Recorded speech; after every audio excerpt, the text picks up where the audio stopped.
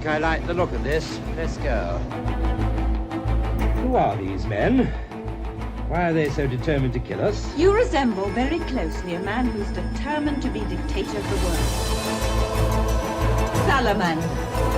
Step by step, he's taking control of this planet. You've lied to us, haven't You kept us down like animals! you? What you really want me to do is to kill him, isn't it? What else do you do when someone is evil? Oh, be careful, Doctor, he'll kill you!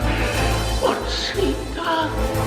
Welcome to the TARDIS. And now I'm going to kill you. He's trying to destroy the world!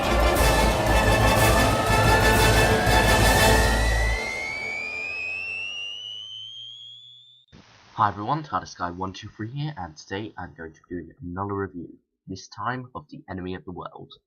So, this is a second Doctor serial that was found last year in October. It's hard to believe it was over a year ago since this and The Web of Fear was found. The Web of Fear, still missing one episode, but this is now complete, which means there are now 2 complete stories of the Monster Era of Doctor Who, the other one being Two of the Cybermen, and it's interesting because this, while it is in that kind of like general era of the show's history, it's not really a monster story at all, unless you count kind of like humans as monsters and be all philosophical and whatnot. But anyway, you know, it focuses on Salamander, and it's got very few sci-fi elements, except, you know, kind of like the underground earthquake, natural disaster making people. Other than that, there isn't really anything too sci-fi. I mean, hovercrafts were around at the time, helicopters were obviously around at the time and all that.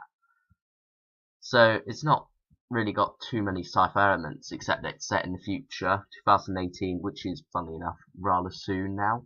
But, you know, anyway, it's a rather interesting world they set up here. And you got Patrick Troughton playing 2 parts. That's the main draw of this story. So he's playing Salamander and the Doctor, and in a way, he's playing more parts than that. Because not only has he got to play Salamander and the Doctor, he's got to play the Doctor impersonating Salamander, and he's also, for a very little bit, got to play Salamander impersonating the Doctor. So Patrick Troughton hasn't got it easy here, but he does exceptionally well in the part of Salamander in this story, and he shines through as both roles. Patrick Troughton is my favourite Doctor, and you know, you could kind of like see why in this story how good an actor he is. He effortlessly slips into the role of Salamander, and it isn't used as kind of like a cheap, what do we call it, a gimmick. It's really used well in the story, and it's the key part of the story. You know, the idea that he's got to impersonate this dictator. So that works very well, and episode 3 barely features Doctor at all. He's just kind of like in a couple of small scenes, and I almost thought like, oh, maybe Patrick Troughton was on holiday for that one, you know, just got in a couple of filmed inserts. But then you realise how much he's in it if you count the Salamander scenes, and it's just kind of like shocking how well he kind of like develops these 2 separate roles into thinking that it's almost 2 separate actors. And you don't feel comfortable around Salamander at all. He's a very good villain. You don't kind of like think, oh, it's just the Doctor, but not. You don't kind of like get that element of safety. You still feel very worried about Tim, and that works very well, I feel. Now, this story I did see before as a telesnap version before it was found, and I think it benefited from being found. It's one of those stories that before it was found, people just kind of like shrugged off. It was those stories that people forgot about. Now that it's found, you know, people are talking about it again, and while it was kind of in the shadow of the Web of Fear when it was found, it's still nevertheless a very good story.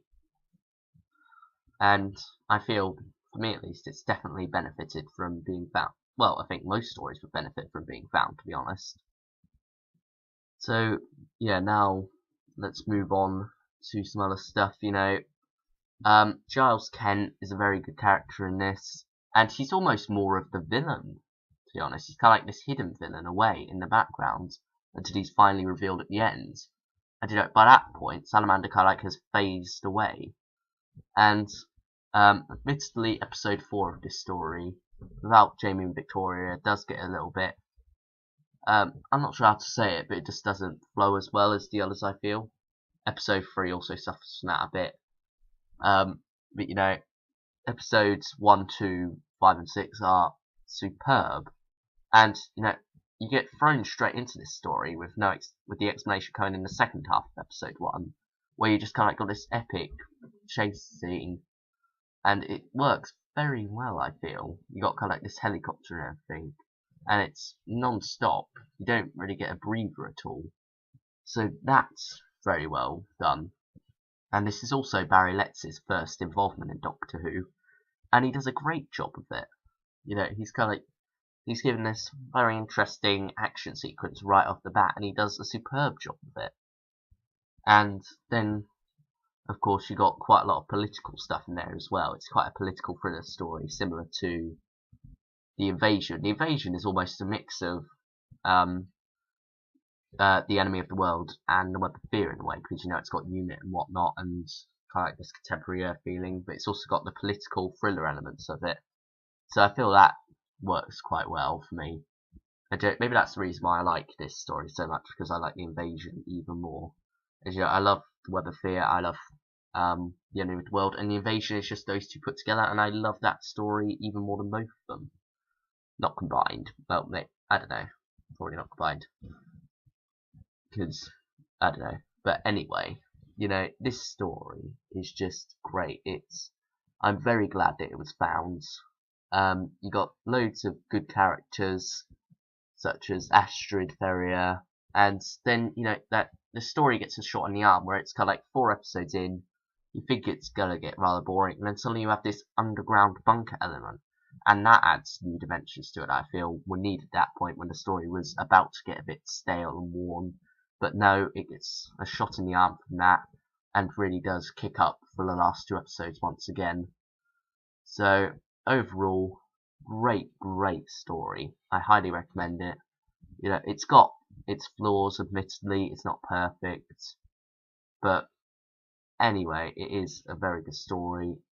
Overall, I think I prefer The Web of Fear, just because that's got much more creepy elements to it, with the underground and whatnot. But either way, this story is still good. Highly recommend you get both of them. And they're much cheaper now as well than they were when they were first released. So definitely recommended. And I'll see you all next time with the review of The Greatest Show in the Galaxy. Yeah, that's it. Thanks for watching, everyone. Did I rate this story? 8 out of 10 if I didn't rate this story. If I did, I'm sorry, I've just repeated myself. But yeah, 8 out of 10. Anyway, see you all next time, everyone.